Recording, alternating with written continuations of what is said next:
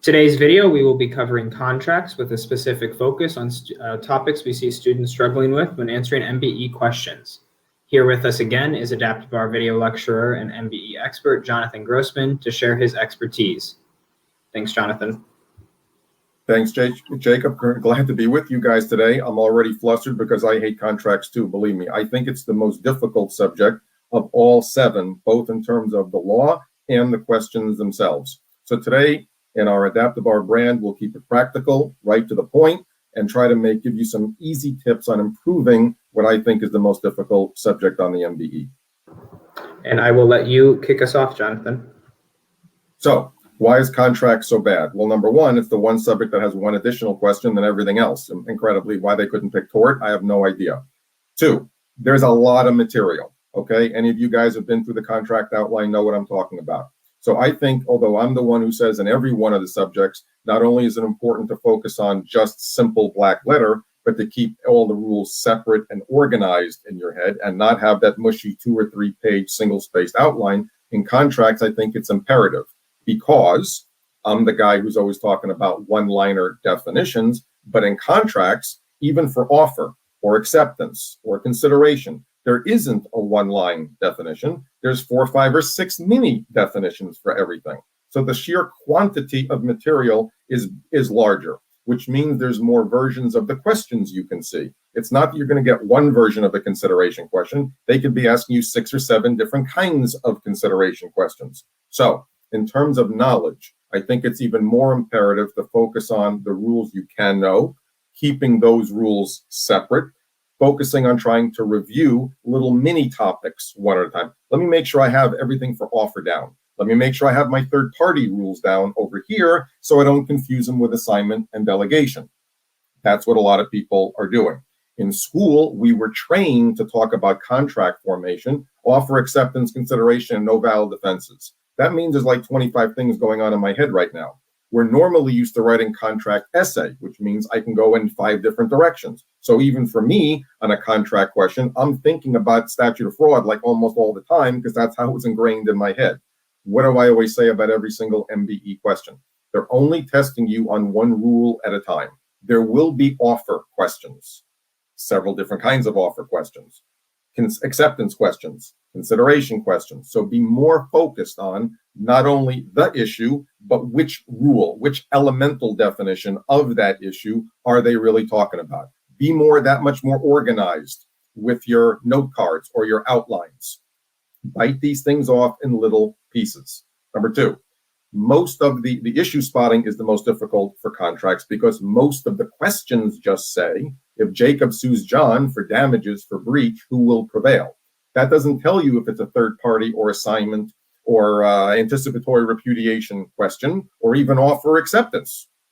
Issue spotting is the most difficult thing. And that's where, again, like I say in other subjects, you want to gain the confidence and the patience to spend more time in the facts and not in the answer choices. You have to be able to get comfortable. What's the difference between a consideration question, bargain for exchange, versus promissory estoppel, detrimental reliance? Those things are confused all the time.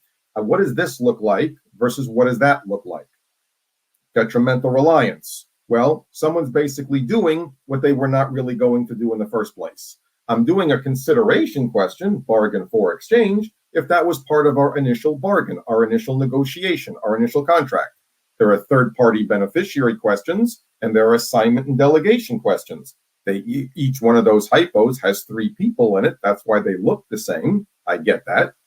But what do I need to do? The hypos are basically totally different. I need to recognize when am I doing an assignment or delegation question.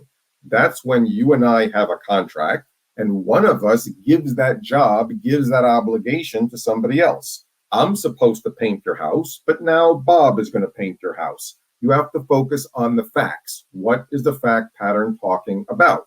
In contracts, it's more difficult to do that, and that's where a lot of these concepts blend together. You go back to your black letter law and say, okay, there are going to be questions just on the rules for offer.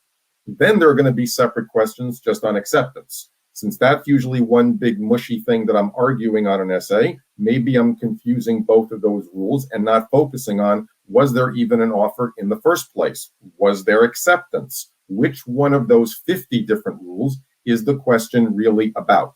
I can't rely on the call of the question to help me because it's really not telling me anything. I don't want to look at the answers. Contracts is a great example of a subject where many of you say, I think John's going to win. Let me look at the 2 John win answers.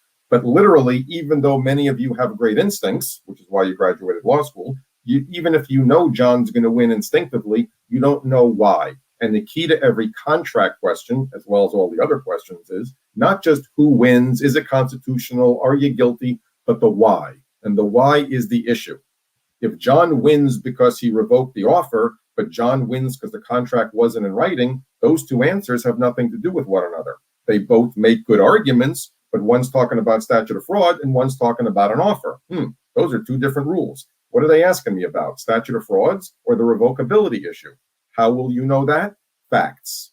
Contracts, again, because of the quantity of law and the density of those hypos where everyone can glaze out, you want to focus on keeping those rules separate.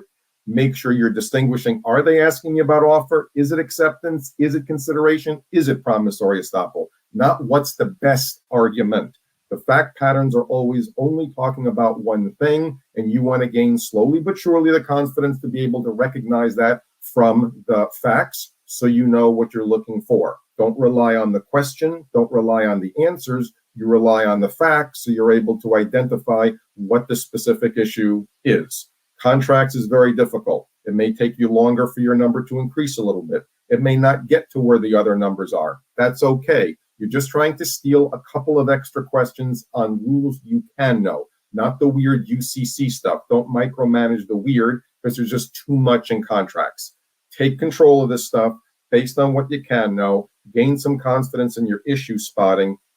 Don't worry about remedies. Everybody stinks at remedies. Don't worry about that. There's too many of these other questions you can get right just from sheer reading comprehension. That's where you want to focus your time. And if you can focus on keeping those rules sharper and your issue spotting better, you'll have more success even with a subject like contracts.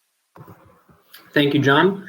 Don't forget that if you want to hear more from Jonathan, you can check out our contracts video lectures on the AdaptiBar website, as well as a series for every other subject that will be linked below.